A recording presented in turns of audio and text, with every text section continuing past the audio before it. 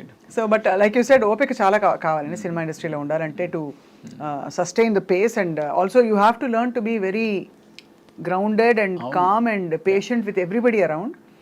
మాకు I'm exactly in an industry where you know everything happens ఫట్ ఫట్ ఫట్ ఫట్ తొందరగా పేసి ప్లేస్. ఐ మీన్ ఇప్పుడు ఓకే మనం అంటే ఏదో చిన్న చిన్న క్యారెక్టర్స్ సపోర్టింగ్ రోల్స్ చేస్తున్నాము ఓపిక్గా ఉండొచ్చు అనుకుంటాం. కాకపోతే పెద్ద హీరోలకు కూడా 7, 8, 10, 12 సినిమాలు ఫ్లాప్ అయ్యి కూడా మళ్ళీ బౌన్స్ బ్యాక్ అయిన హీరోలు ఉన్నారు. మరి అంత ఓపిక ఉన్నారు వాళ్ళకి. ఎంత డబ్బులు ఉంటే మాత్రం మాట పడాలి కదండి అక్కడ. జనం పిచ్చి నోటికి వచ్చినట్టు రాస్తారు. మన గేమ్ చేంజర్ గురించి ఇష్టం వచ్చినట్టు రాశారు. ఎఫర్ట్ లో ఎక్కడ ఏమితో లోపం లేదు. Ram Charan was at his best. Shankar గారు హ్యాస్ డన్ అ గ్రేట్ ఇది. బట్ అండం అనేస్తారు అందరూ అనేస్తారు.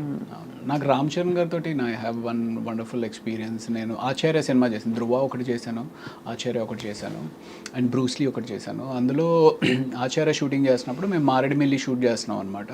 అండ్ దెన్ నాకు కొంచెం సాయంత్రం అయిపోతే ఊరికి లైట్ జాగ్. యాక్చువల్లీ ఆ టైంలో కొంచెం ఫిట్నెస్ మీద కూడా ఎందుకో తెలీదు చాలా ఫోకస్డ్గా ఉన్నాను. అదే టైంలో ఈ కోబలి షూటింగ్ కూడా జరుగుతూ ఉంది. సో జాగింగ్ చేస్తూ ఉంటే that was the first day అనమాట. ఈవినింగ్ జాగింగ్ చేస్తూ ఉంటే రామ్ చరణ్ గారు వెళ్ళిపోతూ కార్ ఆపి వెనక్కి రివర్స్ తీసుకుని, రవి మొత్తం జిమ్ సెటప్ అంతా పెట్టాను, you can go and use it అని చెప్పి అన్నారు అనమాట. Wonderful thing, such a great thing. ఒక పెద్ద హీరోకి నేను ఏదో చిన్న సపోర్ట్ చేస్తున్నాను, వెళ్ళి యూజ్ చేసుకోవాలని అవసరం లేదు. అది కూడా చిరంజీవి గారు కూడా అదే టైంలో వర్కౌట్ చేస్తూ ఉన్న టైంలో వాళ్ళ నాన్నగారు డిస్టర్బ్ అవ్వచ్చు నేను వెళ్ళడం వల్ల, but he did not think anything. వెళ్ళి చేసుకోమంటే ఎక్స్ట్రాడినరీ ఎక్స్పీరియన్స్. 12 రోజుల పాటు రోజు సాయంత్రం చిరంజీవి గారితో జిమ్ చేసుకున్నాను. అండ్ ఆ 12 రోజుల పాటు ఆ travel it self is a wonderful memory. It's a wonderful memory. ఇది కదా అసలు లైఫ్ అనిపిస్తుంది. అంటే when you travel with all these people that you love. So Acharya shooting 12 days was an amazing experience అనమాట. చిరంజీవి గారు, నేను, బెనర్జీ గారు, సో ముగ్గురమే ఉండేవాళ్ళం. సో భోజనం కలిసి చేయడం, ఆయన ఏవో ఒక విశేషాలు చెప్పడం, ఆయన ఎక్స్పీరియన్సెస్ చెప్పడం, చిరంజీవి గారు ఇంత సింపులా ఇది అన్నట్టుగా. ఐ మీన్ ఆ ఫీలింగ్ అనమాట చాలా తక్కువ మందికి వస్తుంది. కరెక్ట్. అండ్ మీరు ఎప్పుడైనా లైఫ్లో ఏదైనా మిస్ అయితే అరే మిస్ అయిపోయింది అని బాధపడి, లేదులే ఇది మిస్ అయింది అంటే ఇంకా మంచిది వస్తుంది అనేది ఎప్పుడైనా జరిగిందా మీకు? నేను మిస్ అయిపోయాను అస్సలు ఫీల్ అవ్వను. రైట్. ఇంకా మంచిది ఏదో వస్తుందని మాత్రం ఫీల్ అవుతుంటా. ఓకే. చెప్పండి, మీరు చెప్పండి. అంటే సో 12 days షూటింగ్ అయిపోయింది అనమాట. 12 days షూట్ అయిపోయింది. మంచి కరోనా అప్పుడే అయిపోయి మారేడుమిల్లి షూటింగ్లో ఏంటంటే మనకు ఫోన్స్ పనిచేయవు కాబట్టి ఫ్యామిలీతో మాట్లాడాలి అంటే సాయంత్రం ఎప్పుడో ప్యాకప్ అయిన తర్వాత బయటికి ఎక్కడికో వెళ్ళి ఆ టవర్ వచ్చిన దగ్గర నిలబడి మాట్లాడేసి మళ్ళీ వెనక్కి వచ్చేయాలి.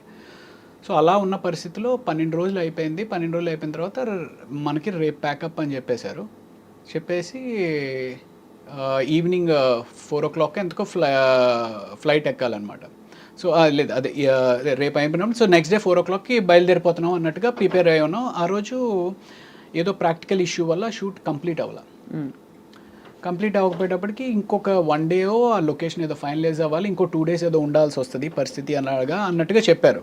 అరే ఇప్పటికే 12 రోజులు అయిందిరా, సరిగ్గా ఫోన్ కూడా మాట్లాడుకోలేకపోతున్నాము, ఇంటికి వెళ్ళిపోదాం అనే ఒక మైండ్ ప్రిపేర్ అయిపోయి ఉంది అని చెప్పి డల్గా అలా నన్ను నేను జిమ్కి కూడా వద్దులే అనుకుంటూ సరేలే అనుకుంటే ఈడ్చుకుంటా నా బాడీని తీసుకుని వెళ్ళి ఆ జిమ్లో పెట్టా.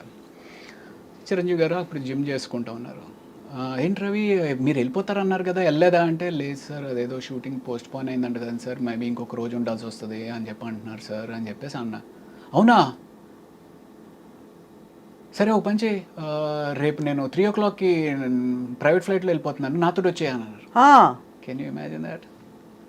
చిరంజీవి గారితో ప్రైవేట్ ఫ్లైట్లో. So that was an awesome. So yeah that on in hindsight I would say that is a beautiful thing. ఏంటంటే ఇలా ఎందుకు జరిగిందంటే ఒక కారణం ఉంటుందని తెలుసుకోవడం, అలా జరుగుతుంది. అలా మీకు ఒక బ్యూటిఫుల్ ఎక్స్పీరియన్స్ వెయిటింగ్ కాబట్టి ఈ డిలే జరిగింది. అవును. కాబట్టి ప్రతి డిసప్పాయింట్మెంట్ తర్వాత ఒక అద్భుతం ఉంటుంది. It's a great thing. So ఇండస్ట్రీకి వచ్చి ఎంత కెరియర్లో సక్సెస్ అయ్యాము, లేకపోతే ఎన్ని అవార్డులు సాధించాము, ఎంత డబ్బు సంపాదించాము అనేది పక్కన పెడితే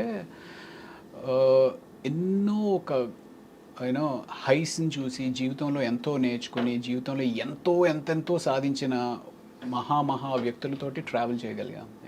అది చాలా పెద్ద మెమరీ అవుతుంది మీకు, మెమరీ బుక్. మెమరీ. అండ్ దానికి తోడు మీకు supporting wife and family correct. చాలా, and also lot of good people in your life. Right. It reflects your goodness also, Ravi Prakash garu. Maybe.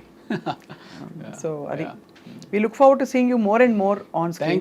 Thank you. నేను యాక్చువల్లీ ఇంటర్వ్యూస్ అంటే పెద్ద యూట్యూబ్ ఇంటర్వ్యూస్ ఏముంటుంది, నీ private లైఫ్ని తీసుకొచ్చి పబ్లిక్ తోటి షేర్ చేయాలి, అంత ఇంట్రెస్ట్ వాళ్ళకి ఏముంటుంది నా ప్రైవేట్ లైఫ్లో అనే ఒక చిన్న దాంతో ఎక్కువ చేయను. బట్ మీరు కొంచెం ఇంటలెక్చువల్గా ఉంటుంది, మీతోటి మాట్లాడడం కొంచెం ఎంగేజ్ చేస్తారు అనే ఒక ఉద్దేశంతో ఓకే స్వప్న గారితో అయితే చేద్దాం అని చెప్పి వచ్చానండి. I hope I didn't let you down. లేదు, yeah it was nice.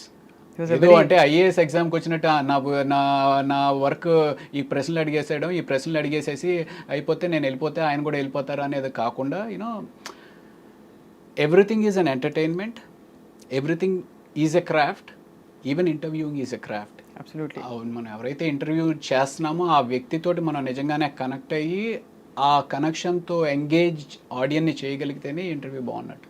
Absolutely. I hope people enjoy the interview today. And మళ్ళీ మీరు ఇంకా త్వరగా డిఫరెంట్ రోల్స్ చేస్తూ ఇంకా ఎక్కువ కూడా మా ఐ డ్రీమ్ స్టూడియోస్లో కూడా అప్పుడప్పుడు కనిపిస్తూ ఉంటారని ఆశిస్తున్నాం రవి ప్రకాష్ గారు. ఏదైనా మంచి ప్రాజెక్ట్ చేసి డెఫినెట్గా మీకు మళ్ళీ కనపడతాను. తప్పకుండా అండి. Thank you so much. Thank you. నమస్తే.